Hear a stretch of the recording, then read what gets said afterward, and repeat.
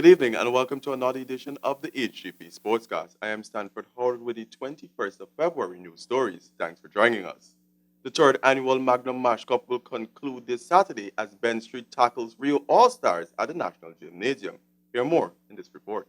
As a part of the Jubilee celebrations, Woodpecker Products on Friday handed over the third place trophy to the organizers of the third annual Magnum Mash Cup. This is with keeping with their sponsorship throughout the tournament. In the third place playoff, newcomers Kingston will tackle Leopold Street, who will battle for 200,000 Guyana dollars, with $100,000 going to the loser of the fixture.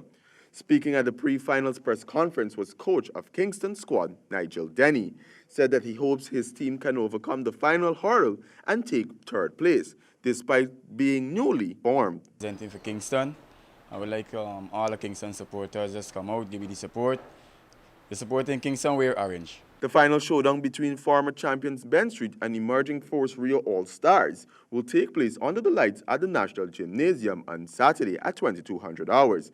And the winners will have a chance to pocket 600,000 Guyana dollars in cash. Speaking to media representatives, coach of Rio All-Stars Troy Lambert said he would like to see all fans come out for the game and noted that on Saturday night, patrons can expect one of the best final matches of the tournament. Expect a really keen finals between myself, Rio All-Star, and former team Ben Street, which is going to be one of the best finals in the Magnum tournament so far. I can promise you that for sure, because we're coming out there real hard tomorrow. I know Ben Street is the talk of the street, but we ain't coming to lie down tomorrow. Tickets to the final game on Saturday is 1,000 Guyana dollars, and according to coordinator of the Magnum Cup, Esan Griffith, fans can expect the tournament to start promptly at 8:30 p.m. For Hgp Sport, I am Stanford Howard. In cricket, this is according to Secretary of the Guyana Cricket Board, Anand Sanasi, who said that this subject is already being discussed with the government. Jaden Samuels explains. Using T20 cricket to foster togetherness is high on the agenda following a discussion between the Guyana Cricket Board and the Sports Minister. Already having first-hand experience of what CPL and cricket in general does as it relates to bringing together Guyanese, it was decided to have the T20 Bash included in the Jubilee celebrations. I'd like to emphasize is that, as we would have seen when international cricket comes to Guyana, or in the CPL, as in the T20, we see no other better example for social cohesion in our country. So I was glad when the minister spoke to me about having this event, and we gradually put it together. And the minister then insisted that it must be one where we celebrate our national anniversary of the 50th anniversary as a republic. From the Department of Sport, Andrew Tyndall said the togetherness seen over the years should continue. We recognize over the years from observation that cricket is very meaningful. It plays a meaningful life in the lives of all Guyanese. Also, we recognize cricket to be a unifier for the Guyanese people. And one of the things that we wanted coming out of the 50th celebration, especially it happening within this season, was for the celebrations to act as a pacifier within the society. So something that will ensure that there is continuous peace and harmony during this season. And we thought that if we had a good cricket match, it provided that opportunity for Guyanese to come and celebrate as one people. The two parties were speaking at a Jubilee press briefing on Thursday. The T20 Bash featuring the Hetmai Hurricanes and the Rutherford Renegades continue on Friday at the Providence Stadium. Jaden Samuels, Hgp Sport. And still with cricket, Demerara Crush Presidency 11 in Burby stuck Essequibo aside in the final round of the GCB Dave West Indian Imports and Exports on the 15th Intercounty Tournament. Hear more in this report. In the final round of competition, Demerara took to the pitch and posted 163 for 9 of their allotted 50 overs at the Georgetown Cricket Club ground, with Hemraj Hari Prasad and Romario Dirnarain the only batsmen to secure 20 runs plus, with 29 from 28 balls, inclusive of 3 fours, and 20 from 67 deliveries, which included 2 fours, respectively. The other batsmen to reach double figures were Nitivan Mathura, 17, Alex Darnjadine 13, Sachin Balgobin 12, and Nicholas Sherop-Pusod 12. Bowling for Presidents 11, Tulsaram Rankaran finished with figures of 3 for 29 from 8 overs.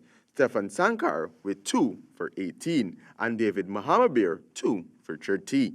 The President's 11 in hunt for the third and final round victory was derailed by the bowling efforts from Demerara, as Joshua Alves was the man behind the attack with figures of 6 wickets for 5 runs from only 6 overs, as Ryan Latif with his spell grabbed 3 wickets for 4 runs from just 4 overs to see President's 11 all back into the pavilion for 46 all out of 23.4 overs of their allotted 50.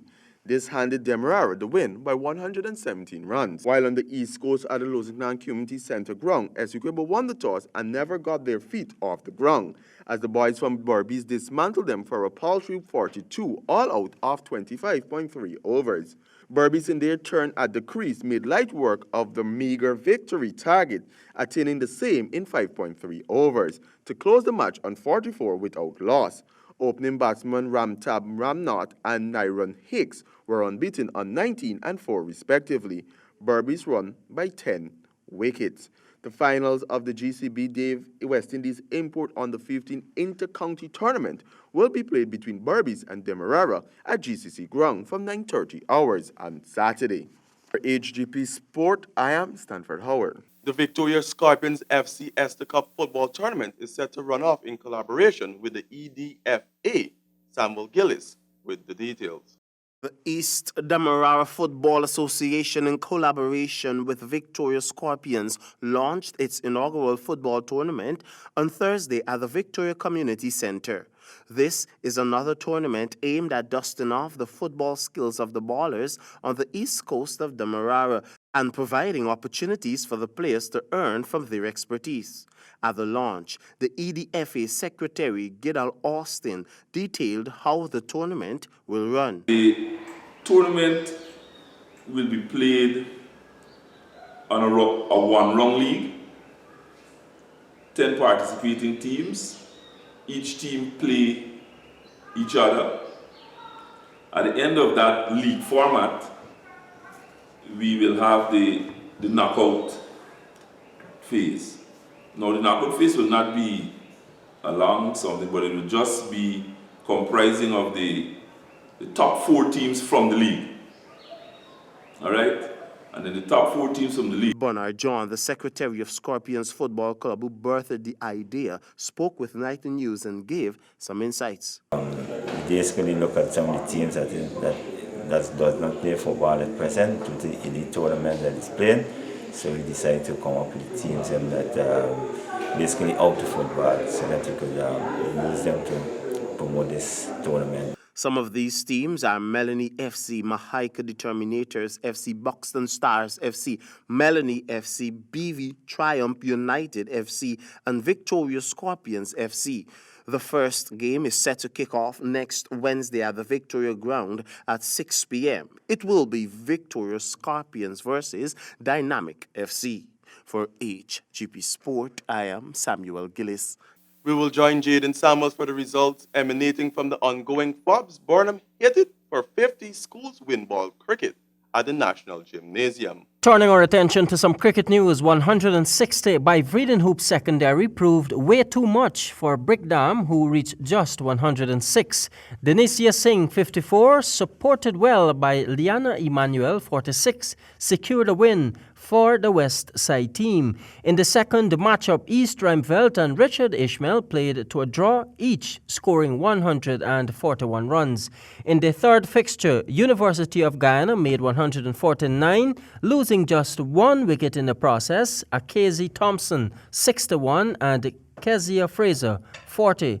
In reply, East Rheinfeldt Secondary reaching just 117. Wrapping up this week's segment, Soesdijk Secondary 167 with an unbeaten 96 featuring 12 sixes from Tanisha Hoyt and Lavenshore Secondary in response, reaching just 71. Jaden Samuels, HGP Sport. Thank you, Jaden. And that's all we have for this edition of the HGP Sports-Cast. I'm Stanford Howard. Remind you never to let your head hang down, never give up, and sit down and grieve. find another way. Do have a pleasant weekend. Goodbye. Over to you, Handel.